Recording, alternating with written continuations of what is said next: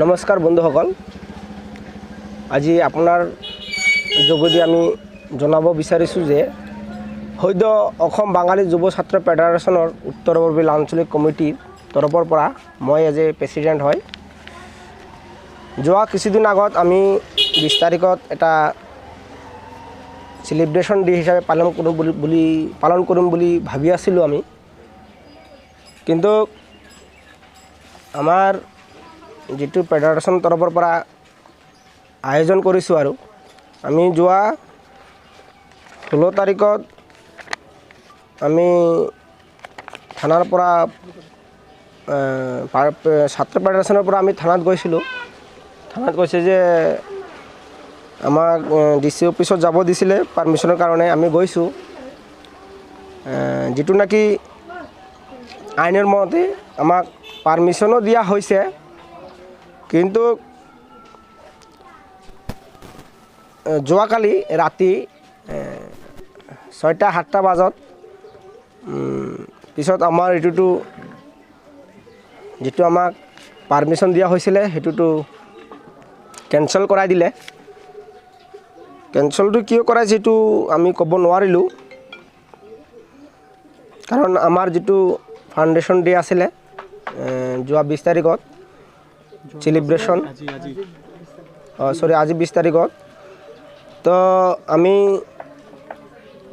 সব যিটো আমাৰ পেণ্ডেল হওক বা ডেক'ৰেশ্যনে হওক যিকেইটা আমি আয়োজন কৰিছিলোঁ, আৰু আমাৰ অতিথিও আছিলে সদ্য অসমৰ বাঙালী ছাত্ৰ সমাজৰ পৰা সংগঠনৰ পৰা আমাৰ প্ৰেচিডেণ্ট তথা সম্পাদক অহাৰ কথা আছিলে, আৰু বিশিষ্ট ব্যক্তিসকল আছিলে।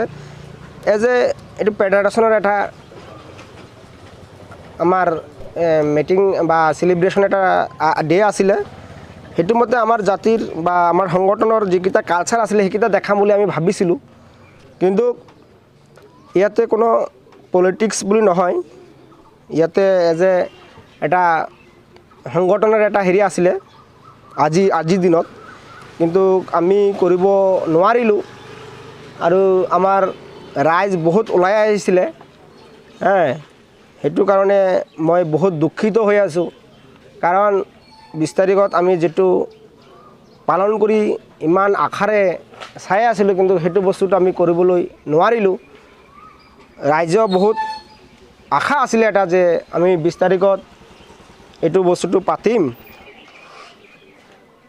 অলপ আমাৰ হেৰি হ'ব, কিন্তু যিকোনো কি কাৰণত আমাক ৰখা হৈছে, কিন্তু আমি এইটো নাজানিলোঁ কিয় বা এনেকুৱা হৈছে।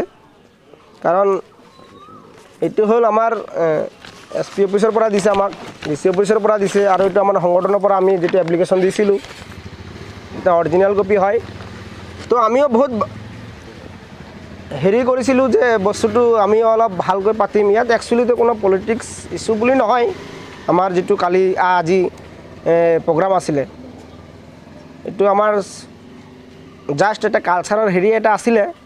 তো মানুহ ইমান সমাগত, কাৰণ আমিও নকৰিবলৈ ইচ্ছা আছিলে, কিন্তু তথাপি আমি সৰু মৰুকৈও পাতিম বুলি ভাবিছিলোঁ, কিন্তু আমাক কৰিব দিয়া নাই। আৰু কোনোবা দিয়া নাই বা কিবা দিয়া নাই, মোক SP অফিচৰ পৰা ফোন কৰি জনাই দিছে যে আপোনালোকে এইটো কৰিব নাপায় বুলি। আৰু কিয় নাপায় মই কুৱেশ্যনটো কৰিছিলোঁ, কিন্তু তথাপিও আমাক কৈছে যে CM আহিব 21ত, বা ইলেকশ্যনো 26ত ইলেকশ্যনো আছে, সেইটো কাৰণে আমাক কৰিব দিয়া নাই বুলি ভাবিছোঁ। ঠিক আছে, সেইটোতো ৰাইট কথাটো আমিও ভাবিছিলোঁ, কিন্তু আমি যেদিন গৈছিলোঁ 16ত যিটো এপ্লিকেশ্যনটো আমি দিছিলোঁ, কিন্তু তেতিয়া আমাক ক'ব লাগিছিল যে ঠিক আছে, DC মহোদয় আমাকো জনাব লাগিছিল যে আপোনালোকে পাৰ্মিটটো নাপাব, যিহেতু আমাৰ সন্মুখত ইলেকশ্যন আছে, আপোনালোকে ইলেকশ্যনৰ পাছত কৰক।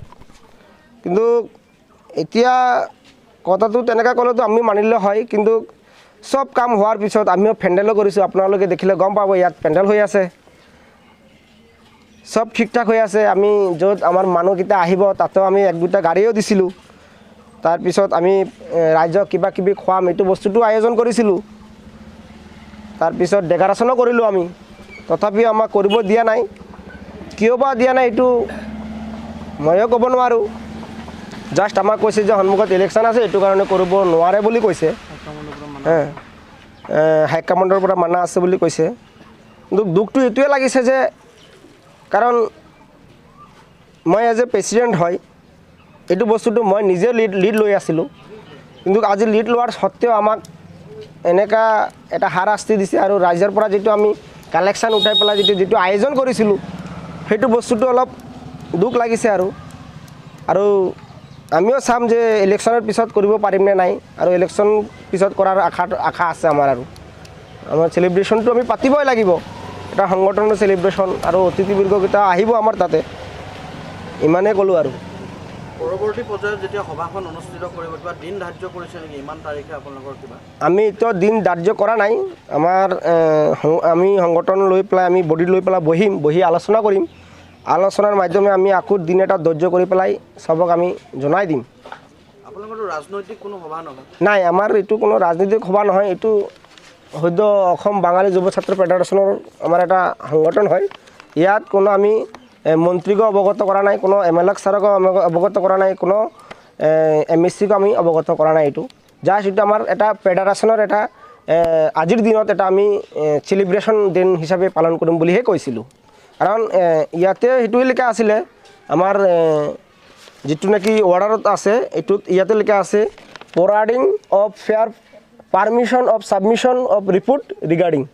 ইয়াতে এইটোৱে লিখা আছিলে। আৰু আমি যিটো হেৰি দিছিলোঁ, ইয়াতে এইটো লিখা আছে fair for the permission of celebration of all Assam Bengali youth student federation.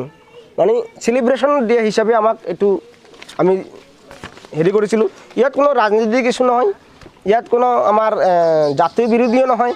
Just এটা ফৰ্মুলা আৰু আমি দিন হিচাপে বাৰ্থডে হিচাপে পালন কৰিম বুলি ভাবিছিলোঁ। আৰু এইটোৱে